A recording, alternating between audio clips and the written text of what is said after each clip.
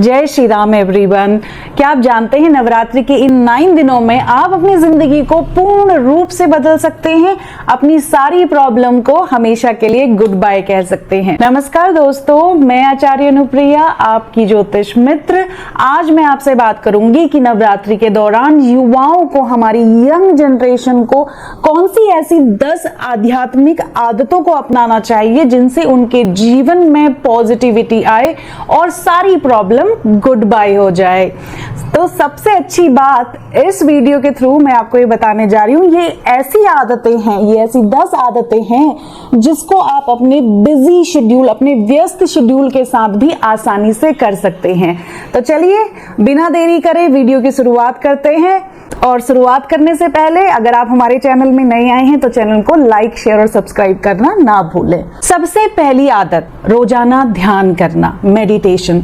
आपने बहुत सारे वीडियोस देखे होंगे और बहुत बार एक्सक्यूज दिया होगा कि मेरे पास समय नहीं है।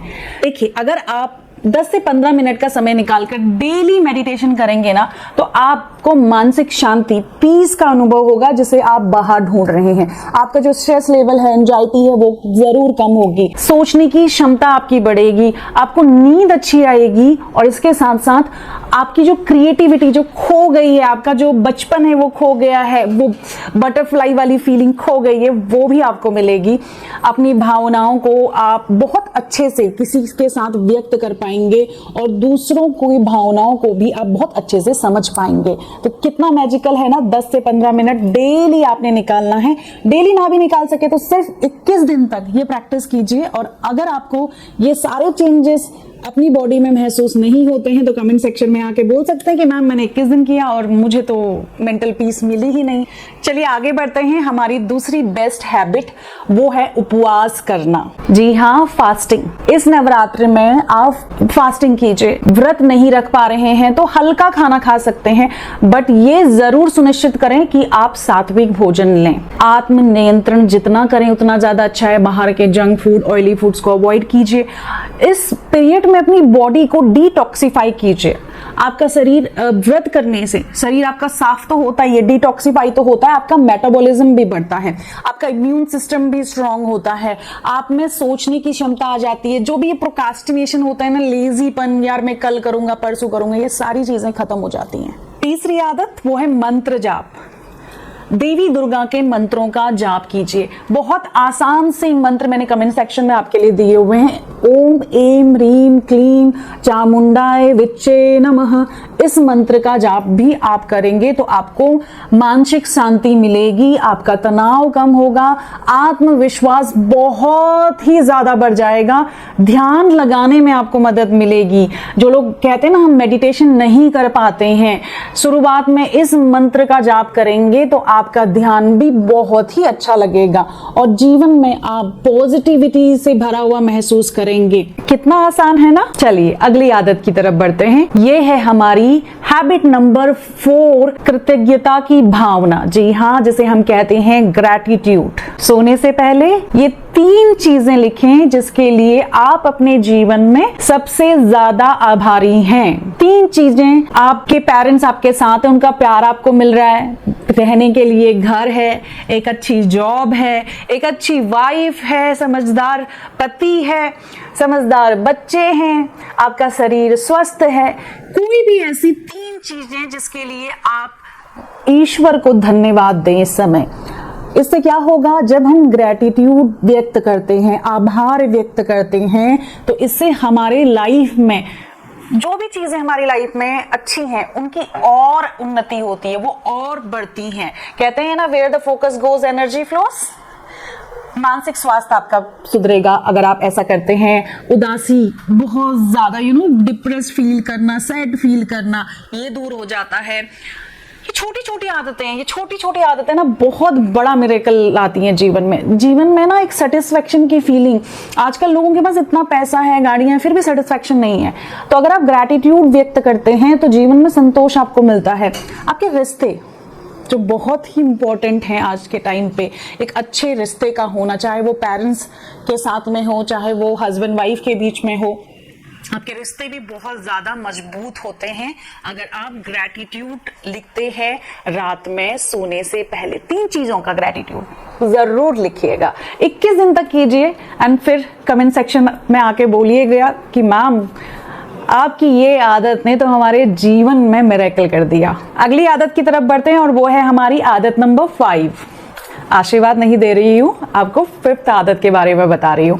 देखो, सेवा करना, बिना किसी स्वार्थ के दूसरों की मदद करना। इससे क्या होगा, आपके अंदर ह्यूमैनिटी बढ़ेगी, करुणा बढ़ेगी, आपका जो मानसिक स्वास्थ्य है, आपकी जो मेंटल हेल्थ है वो सुधरेगी, समाज के प्रति जो हमारी रिस्पॉन्सिबिलिटी है वो हमें समझ में आएगी। करके देखिएगा, बिना स्वार्थ के दूसरों की मदद, आपको बहुत ज्यादा खुशी और संतोष मिलेगा। अब बढ़ते हैं हमारी अगली आदत की तरफ, वो है हमारी हैबिट नंबर 6, धार्मिक ग्रंथों का अध्ययन करना। भगवत गीता पढ़ सकते हैं, रामायण पढ़ सकते हैं, सिद्ध कुंजिका स्त्रोत पढ़ सकते हैं, देवी भागवतम पुराण पढ़ सकते हैं, दुर्गा सप्तशती पढ़ सकते हैं, दुर्गा चालीसा पढ़ सकते हैं, नवरात्रियों में माँ की कथाएं पढ़ सकते हैं, उनके जीवन से शिक्षा ले सकते हैं। जीवन की जो बहुत गहरी गहरी बातें होती हैं ना, वो भगवान के इन चरित्र को पढ़ने से हमें समझ में आने लगती है। हमारा मानसिक स्वास्थ्य सुधरता है, हमें जो अच्छी मोरल वैल्यूज हैं वो मिलती है, जो आजकल की पीढ़ी में खत्म होती जा रही है। आध्यात्मिक ज्ञान बढ़ता है, समस्याओं का समाधान निकालने के लिए हमें पॉजिटिव सोच मिलती है, जिससे हम अपनी हर प्रॉब्लम का सॉल्यूशन निकाल सकते हैं। और इसके साथ साथ हमारा जो स्पिरिचुअल नॉलेज है, जो हमारा आध्यात्मिक ज्ञान है, वो भी बढ़ता है। अब बात करेंगे हमारी अगली आदत, वो है आदत नंबर 7 के बारे में। आदत नंबर 7 है सूर्य भगवान को हमेशा जल चढ़ाइए, इससे आपका मान सम्मान बढ़ेगा। और दूसरा बेनिफिट क्या है जानते हैं, आपके पेरेंट्स की प्रॉब्लम सॉल्व हो जाएगी, उनका बच्चा सुबह जल्दी उठने लगेगा। और जल्दी उठने के लिए ऑब्वियसली आप जल्दी सोएंगे, जैसे आपकी बॉडी तो फिट रहेगी। और आयुर्वेद के अनुसार अगर आप रात में जल्दी सो जाते हैं और सुबह जल्दी उठते हैं, इससे आपका शारीरिक स्वास्थ्य, आपका मानसिक स्वास्थ्य सही रहता है। तो आप सुबह जल्दी उठ जाइए, सूर्य को जल चढ़ाइए और आरती में शामिल होइए। जब आपके पेरेंट्स आरती करते हैं, उस आरती में शामिल हो जाइए। कहीं पे अगर मंदिर में आरती हो रही है, आपके घर के मंदिर में या बाहर कहीं आरती हो रही है, आरती में जरूर शामिल हो जाइए। इससे क्या होगा ना, आपके अंदर भक्ति की भावना बढ़ेगी। और जब हम लोगों से जुड़ते हैं ना, तो उनके एक्सपीरियंस से भी हमें बहुत कुछ सीखने को मिलता है। अगली आदत की तरफ बढ़ने से पहले मैं आपसे एक सवाल पूछती हूँ, क्या रियल में आप इतने ज्यादा व्यस्त हैं कि आप इनमें से कोई भी आदत ना अपना सकें, या सारी आदतों को आप ना कर सकें? सोचिएगा, क्या आप अपने जीवन को जैसा चल रहा है वैसा ही रखना चाहते हैं, या अपने जीवन में एक नई दिशा चाहते हैं? तो इस वीडियो को अंत तक जरूर देखिए। बाकी की 3 आदतें आपके साथ शेयर करती हूँ। योग का अभ्यास, हमारी आदत नंबर 8, रोजाना अपने प्राणायाम और योग का अभ्यास करना है। इससे क्या होगा, आपका शारीरिक स्वास्थ्य तो आप जिम में जाके सुधार लेते हैं, योग ऐसी चीज है, योगासन, हमारे प्राणायाम, इससे आपका मानसिक और शारीरिक स्वास्थ्य दोनों ही सुधरता है। स्ट्रेस कम होता है, शरीर में फ्लेक्सिबिलिटी आती है, सहन शक्ति जो बहुत कम हो गई है आजकल की जनरेशन में, सहन शक्ति आपकी बढ़ती है, आपके इम्यून सिस्टम अच्छा होता है, आपकी ऊर्जा बैलेंस रहती है, आपके 7 चक्रा पे ये काम करता है। आपको पीसीओडी की प्रॉब्लम है, थायराइड की प्रॉब्लम है, बीपी आपका बढ़ा हुआ है, बहुत सारी प्रॉब्लम जो हमें हार्मोनल डिसबैलेंस के कारण होती है। तो हार्मोन को संतुलित करना और इम्यूनिटी में सुधार लाने का काम भी हमारा योग और प्राणायाम करता है। आपको जीवन में बैलेंस कैसे रहना है, इमोशंस को कैसे कंट्रोल करना है, एक संतुलित जीवन शैली का विकास करने में आपका योग, आसन और प्राणायाम मदद करते हैं। आगे बढ़ते हैं हमारी हैबिट नंबर, बोलिए 9।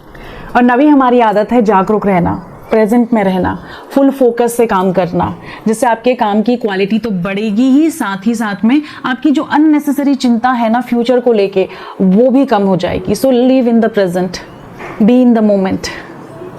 हमारी अगली आदत है 10वीं आदत, आत्मचिंतन करना।